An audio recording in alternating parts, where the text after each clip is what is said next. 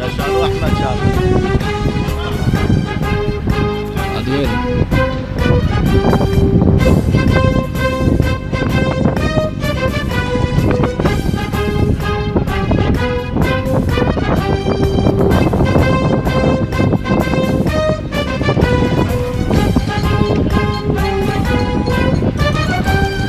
Biz Türkmanız, Türkmancadır dilimiz, Mendeli'den telafere elimiz.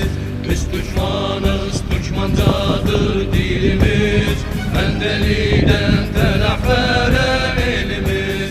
Müslümanız, yüce Tanrı belimiz, Türkman eli yurdumuz.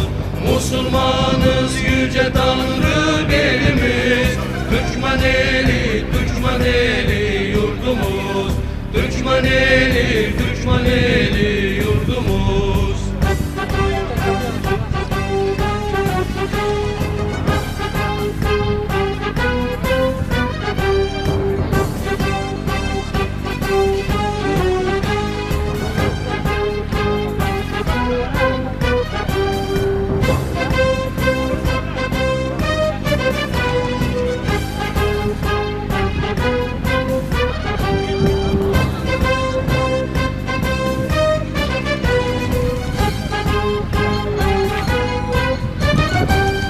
Doğru yola hep beraber koşarız, engelleri birer birer aşarız. Doğru yola hep beraber koşarız, engelleri birer birer aşarız.